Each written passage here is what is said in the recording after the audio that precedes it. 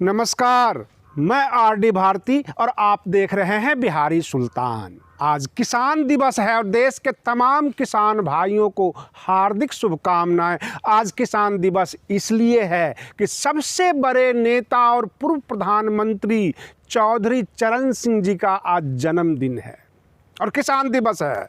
तो मैं किसान दिवस के ऊपर ये बताना चाहूँगा कि देश का सर्वोच्च न्यायालय अब किसानों के फेवर में आ गई है। सरकार से कितने सवाल किए आप इस वीडियो में बने रहेंगे, मैं ज़रूर बताऊँगा। लेकिन सबसे पहले मैं बता दूँ कि बसपा के प्रदेश अध्यक्ष भीम राजभर जी जो बलिया के रसरा में पहुंचे थे, कुछ बयान दिया और पूरी मीडिया उसे विवादित बयान कहकर घुमा रही है, बता रही है।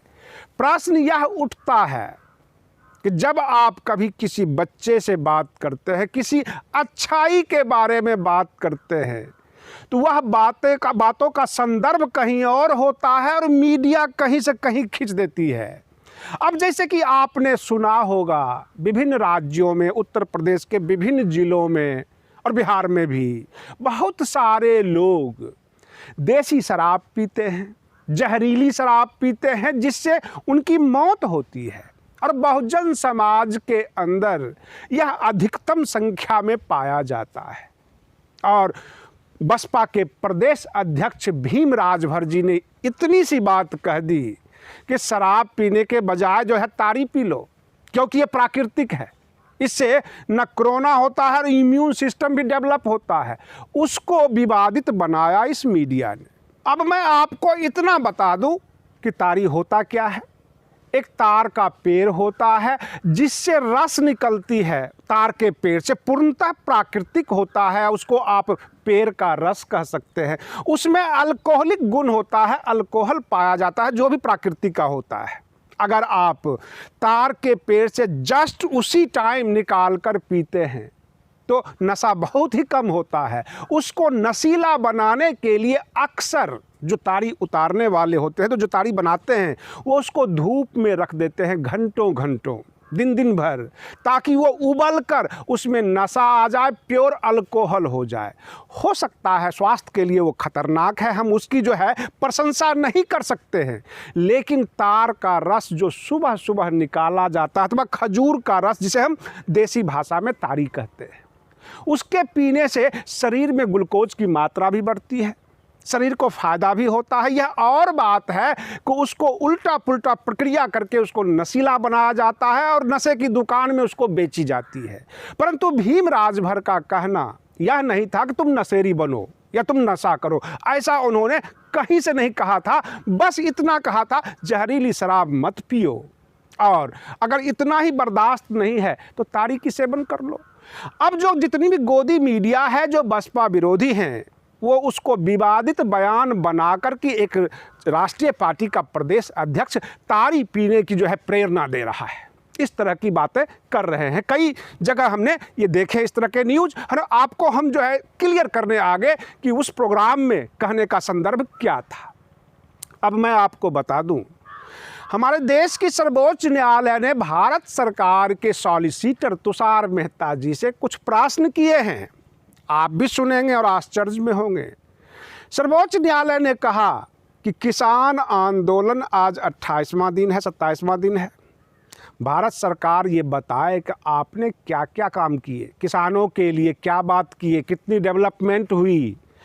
आप जो है इंटरेस्टेड नहीं है किसान आंदोलन ख़त्म करवाने पर, आप इसको शाहीन बाग समझते हैं, जो 100 दिन तक जो है आंदोलन बिठा कर रखेंगे और तंग हार कर भाग जाएंगे। ये किसान हैं, ये अन्नदाता हैं, और इनके साथ ये भद्दी मजाक बर्दाश्त नहीं। आप ख़त्म करेंगे अथवा सर्वोच्च न्यायालय ख़त्म करे। अब प्रश्न यह उठता है कि सर्वोच्च न्यायालय कैसे ख़त्म करेगी। सर्वोच्च न्यायालय का यह भी कहना हो गया कि अगर आप साफ साफ हमें जवाब नहीं देंगे तो किसानों से हम मिलेंगे, किसान को हम अपने कोर्ट में बुला लेंगे, उनके जितने भी प्रतिनिधि हैं उनसे बुला लेंगे, उनसे ये भी पूछेंगे कि आपकी तकलीफ़ क्या है, आप कौन कौन से सेक्शन, जैसे कि कृषि बिल में सेक्शन 13 और 15 पे जो है पूरा ऐतराज़ है, तो जाहिर सी बात है सर्वोच्च न्यायालय के पास संवैधानिक अधिकार है, अनुच्छेद 32 में वो किसी के खिलाफ भी रिट इशू कर सकता है, कोई भी लॉ को रिपील्ड कर सकता है, निरस्त कर सकता है।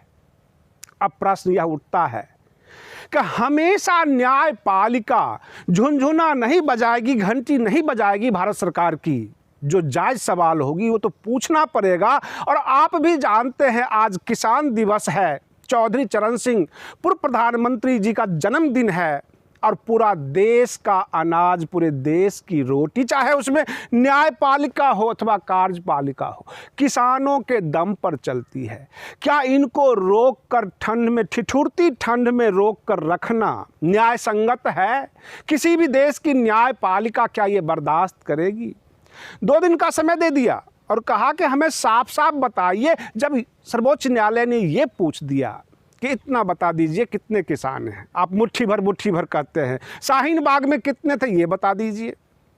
तो शाहीन बाग में बताया इन्होंने कि 1 लाख के करीब थे। अब किसान के बारे में पूछ दिया कि 1 लाख करीब होंगे। 1 लाख किसान क्या मुट्ठी भर होता है?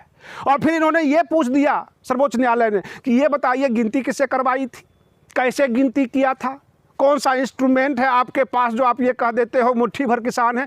कुल मिलाकर जली कटी बात सर्वोच्च न्यायालय सुना रही है भारत सरकार को, और ये बिल्कुल पतित की तरह खड़े हो जाते हैं सॉलिसिटर। अब जो है सब जवाब देंगे, अथवा भारत के इतिहास में पहली बार ये देखने को मिलेगा कि सर्वोच्च न्यायालय या तो खुद बॉर्डर पे आए या किसानों को बुला ले कि बोलो तुम्हारी परेशानी क्या है, तुम्हारी कौन कौन सी सेक्शन में ऐतराज़ है, उसको हम डिफाइन कर देते हैं, हम नियस्त कर देते हैं।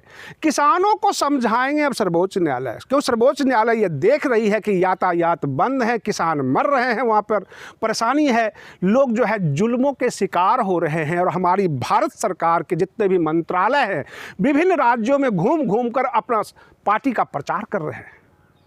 और यह तमाशा सर्वोच्च न्यायालय के लिए बड़ा अजूबा सा लगा और उन्होंने उखरी उखरी बातें करना शुरू कर दिया। बेंच लगते ही कुछ बहस नहीं हुई और तुषार मेहता जी से सवालों की बौछार कर दी और कहा इन तमाम सवालों का जवाब दीजिए, किसानों के लिए आपने क्या किया है ये भी बता दीजिए, अभी तक जो वार्ता की दौर हुई उसका रिजल्ट क्या है, कहीं कुछ लिखित दिया है? अगर आप कहते हैं हम संशोधन करने को तैयार हैं तो आपने क्या किया है? आप गए हैं तो उसका वीडियोग्राफ दिखाइए, अगर आपने हाथ जोड़ा है तो बताइए। बहुत सारे सवाल थे।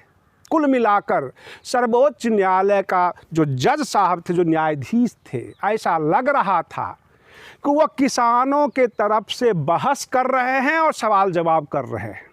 और आने वाले समय में इसका रिजल्ट नज़र आ जाएगा कि सर्वोच्च न्यायालय ने इस आंदोलन को खत्म किया, किसानों को संतुष्ट किया, सरकार को जवाब देना पड़ेगा, इतना सख्त हो चुकी है सर्वोच्च न्यायालय।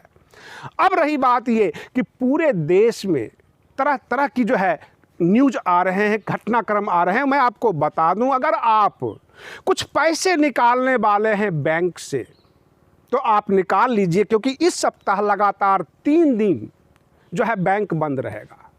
25 दिसंबर को क्रिसमस डे है, 26 को चौथा शनिवार है, 27 को रविवार है।